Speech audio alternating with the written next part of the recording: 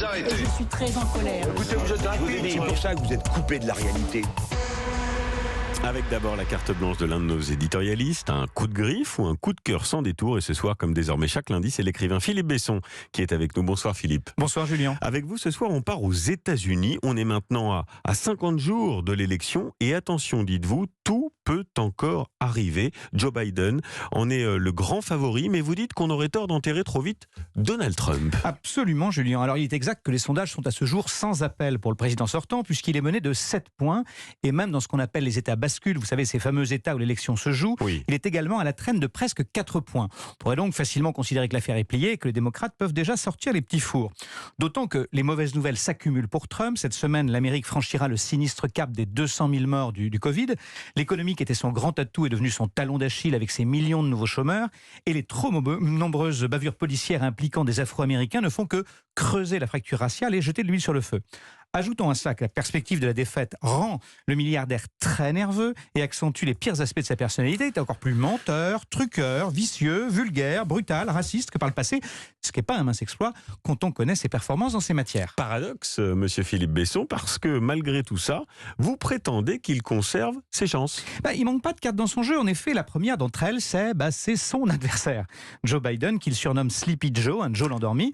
Faut reconnaître qu'il n'est pas le plus flamboyant ni le plus sexy des candidats, avec ses 78 ans et sa très longue appartenance à l'établissement de Washington. Les débats risquent d'ailleurs de tourner à son désavantage, car on sait combien le démocrate est un piètre orateur et un piètre contradicteur, tandis que le cogneur Trump raffole de la télé et de ses jeux du cirque.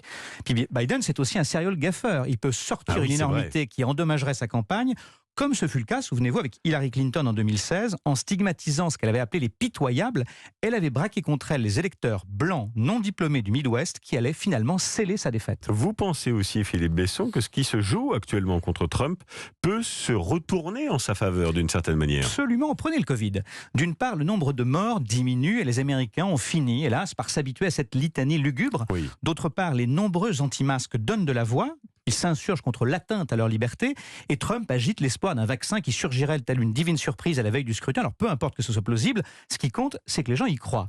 Par ailleurs, l'économie qui avait plongé se redresse à vitesse grand V. Voyez le taux de chômage, 10,2% en juillet, 8,4% en août, et on s'attend à ce qu'il soit meilleur encore en septembre.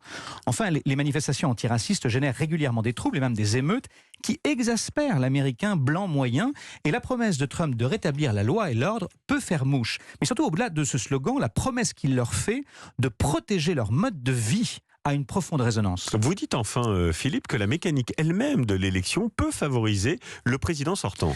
Oui, d'abord on peut compter sur une ingérence étrangère, Poutine voulant à nouveau favoriser son copain Trump. Ensuite, le vote par correspondance peut changer la donne. Aujourd'hui, ce sont les démocrates qui ont massivement recours, mais leurs bulletins, est-ce qu'ils arriveront à temps alors que les moyens de l'US Postal ont été rognés? De surcroît, leur comptabilisation prendra du temps, de sorte que les premiers résultats pourraient permettre à Trump de proclamer sa victoire et d'affirmer ensuite qu'un retournement serait forcément frauduleux. Et enfin, on le sait, la participation sera décisive. Si l'électorat noir et latino se mobilise et si les jeunes votent en masse, alors évidemment Biden sera favorisé. Oui. Mais il arrive souvent qu'une large part, et même un peu plus de ses électeurs, ne transforment pas leur colère en vote. Bon, ça promet tout ça, Philippe Besson. C'est dans 50 jours, disons que la défaite de Trump, ça reste l'hypothèse la plus probable. Mais elle est loin d'être acquise. En revanche, le chaos post-électoral est une quasi-certitude. Moi, si j'étais le Parti démocrate, je me garderais pour l'instant de commander des petits fours. Voilà qui est dit. Et je sais que les démocrates nous écoutent massivement à Washington. Oui. Donc le message est passé. Merci Philippe Besson, la carte blanche du Club des idées. C'est tous les soirs à 19h15.